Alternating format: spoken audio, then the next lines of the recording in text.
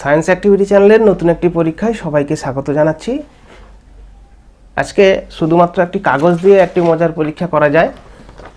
একটা ছোট্ট প্রশ্ন সবার কাছে, যে এই কাগজটি দিয়ে কত বেশি ভার রাখা যেতে পারে। এইভাবে দুটি বাক্সের উপরে কাগজটা রাখা আছে। তো প্রথমে ছোট থেকে শুরু করা যাক। একটা চক আমি রাখার চেষ্টা করছি, চকটা পড়ে গেল নিচে, চকটাকেই ধরে রাখতে পারলো না। কিন্তু পরীক্ষার জন্য এখানে 50 গ্রাম 100 গ্রামের বাটখারা রাখা আছে, তো সেগুলো আর পরীক্ষা করার কোনো প্রয়োজন নেই। কিন্তু এই কাগজকে যদি আমি বিশেষভাবে ভাঁজ করে নিই,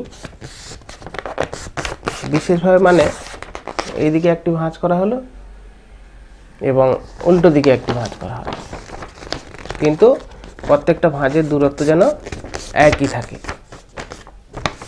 এরকম পুরো কাগজটাই সুন্দর করে ভাঁজ করে নিচ্ছি, তারপরে দেখব কি হয়। একটি ভাঁজ যেদিকে হবে তারপরের ভাঁজটি বিপরীত দিকে হবে এবং প্রত্যেকটা ভাঁজের মধ্যে দূরত্ব প্রায় সমান রাখতে হবে। একেবারে সমান রাখতে পারলে দাগ কেটে আরও ভালো হয়। এইভাবে ভাঁজ করে নেওয়া হয়েছে। তো এইভাবে যদি আমি রেখে দিই, এর মধ্যে 100 গ্রামের বাটখারা সুন্দরভাবে রেখে দিলাম, তার সঙ্গে আরও 50 গ্রামও রেখে দিলাম, 150 গ্রাম রাখতে পারছে। এবং এখানে একই কাগজ, তার পরিমাণ একই, কিন্তু একটা বিশেষ কায়দা করে আমরা ওই কাগজের উপরেই 150 গ্রাম ভারকে রাখতে পারছি। তো এটা আসলে কেন হয় না, সেইটা বোঝার জন্য আমরা কতগুলো ছবি এঁকেছি। প্রথমে একটা ছবি এঁকেছি, এই ছবি অনেকের কাছে পরিচিত হতে পারে। এটা কোনো নকশা নয়, এটি হচ্ছে বিভিন্ন পুরানো সাঁকো কিংবা পুরানো রাজবাড়িতে উপরে যে দরজার উপরের অংশ বা জানালার উপরের অংশ এইভাবে ইট দিয়ে গাঁথা থাকে, তার মাঝখানে অংশগুলো দুটো ইটের মাঝে কিছুটা চুন সুরকি দেওয়া থাকে। কিন্তু তখনকার দিনে সিমেন্ট ব্যবহার হতো না, খুব প্রাচীন কথা বলছি, আর রডের তো কোনো ব্যাপারই ছিল না। তা সত্ত্বেও এইভাবে এই গঠনগুলো দীর্ঘদিন ধরে আছে। বিশেষ করে সাঁকোগুলো তো তার ইট দেখা যাচ্ছে মাঝখানে অনেক অংশতে চুন সুরকি খুলে চলে গেছে, তবুও আছে। তার কারণ এইখানে যখন কোনো মানে এই সাঁকোর নিজের ওজন এবং উপরে যদি কেউ থাকে তার ওজন এই দিকে কাজ করে, কিন্তু সেই ওজন পরস্পরের সমকোণে দুটি অংশে বিভাজিত হয়ে যায়। অর্থাৎ যখনই এখানে একটা বল প্রয়োগ হচ্ছে, আসলে তখনই বলটা আসলে এই দিকে আর এইদিকে প্রয়োগ করা হচ্ছে। অর্থাৎ এই ইঁটগুলোর মধ্যেই তার সরাসরি সে বল প্রয়োগ করছে। ফলে এই বরাবর ভেঙে যাওয়ার বা এই বরাবর ভেঙে নিচের দিকে আসার কোনো সুযোগ নেই। যখনই আসতে যাবে তখনই কিন্তু এই বলের পরিমাণ বাড়বে, ঘুরে ফিরে কিন্তু এই সমস্ত জায়গায় এই যদি আবার দুভাগে ভাগ হয়, এইভাবে কিন্তু মানে যে বেসের উপরে আছে, যে অংশের উপরে আছে দুদিকে বাঁধের উপরে, সে তার উপরে, বা যদি দরজার উপরের অংশে বলি সেক্ষেত্রেও কিন্তু একই।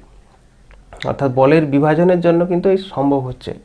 এখানেও কিন্তু তাই, এখানেও আমরা দেখতে পাচ্ছি কাগজটিকে এইভাবে করে নেওয়া হয়েছে।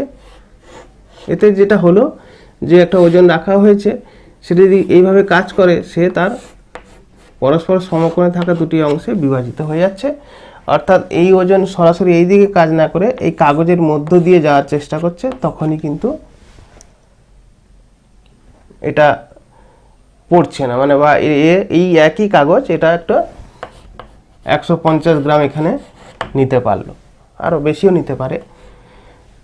তো ব্যাপারটা হচ্ছে যে এই বিভাজন, বলের বিভাজনের জন্য এইসব হচ্ছে। আমরা টিন দেখি, ঢেউ টিন, অর্থাৎ একটা টিন যতটা 0.6 বা 1 মিলিমিটার এরকম একটা টিন যতটা ভার সহ্য করতে পারে, একটা ঢেউ টিন কিন্তু অনেক বেশি ভার সহ্য করতে পারে। আবার এই যে অ্যাসবেস্টারের উপরে অনেক সময় লোকজন কাজ করার সময় বলে যে এইখানে এই গভীর অংশগুলোতে দাঁড়ানো উচিত নয়, এই উঁচু অংশগুলোতে দাঁড়াতে হবে। তো এইখানে যখন বল প্রয়োগ করা হয় তখন আসলে এইভাবে বলের বিভাজন ঘটে। কিন্তু যখন এই গভীর অংশে বল প্রয়োগ করা হয় তখনও পরস্পরে সমকোণে বলের বিভাজন ঘটবে, কিন্তু এই বরাবর কোনো টিন নেই বা অন্য কোনো, বা এখানে অ্যাজবেস্টারের কথা বলছি, অ্যাজবেস্টার নেই, ফলে এই বলটা সরাসরি নিচের দিকেই পড়ছে এবং এখানে দাঁড়ালে অ্যাজবেস্টার ভেঙে যাওয়ার সম্ভাবনা থাকে। একটা বস্তুকে যদি আমি টানি এরকম করে, তাহলে দেখা যায় এই বরাবর আর তার লম্ব বরাবর একটি বলের বিভাজন ঘটে এবং এই বরাবর বলটি তাকে ওই দিকে গতিশীল করতে সাহায্য করে, ত্বরণ সৃষ্টি করতে সাহায্য করে। আবার উপরের দিকে একটি বল কাজ করার জন্য তার ওজন, আপাত ওজন কিছুটা কমে যাবে, ফলে সেটা হালকা বলে মনে হবে। তো এরকম বহু জায়গায় কিন্তু এই বলের বিভাজন ঘটে। আবার কোনো ব্রিজ তৈরি করতে গেলে আমরা জানি ব্রিজ এইভাবে অনেক রকমের গঠন করা হয়। তো সেই ব্রিজগুলোতেও আসলে এই বলের বিভাজন কাজ করে। তো বহু জায়গায় বলের বিভাজনকে কাজে লাগিয়ে বহু গঠন বা নির্মাণ করা হয়। তো শুধু কাগজ দিয়ে এত কিছু বোঝা যদি যায় তাহলে কেন আমরা করব না? অবশ্যই পরীক্ষাগুলি বাড়িতে করব। আর পরীক্ষা করলে বইতে পড়া এই বিষয়গুলি যে এত সহজভাবে বোঝা যাবে তা তোমরা কল্পনাই করতে পারবে না। তাই অবশ্যই পরীক্ষাটি করে দেখো। বন্ধুদের সঙ্গে একটা প্রতিযোগিতাও করতে পারো যে কাগজগুলোর ভাঁজের দূরত্ব কমিয়ে বাড়িয়ে বা বিভিন্নভাবে ভাঁজের সংখ্যা বাড়িয়ে সবচেয়ে বেশি কত ভরের বস্তু রাখা যায়।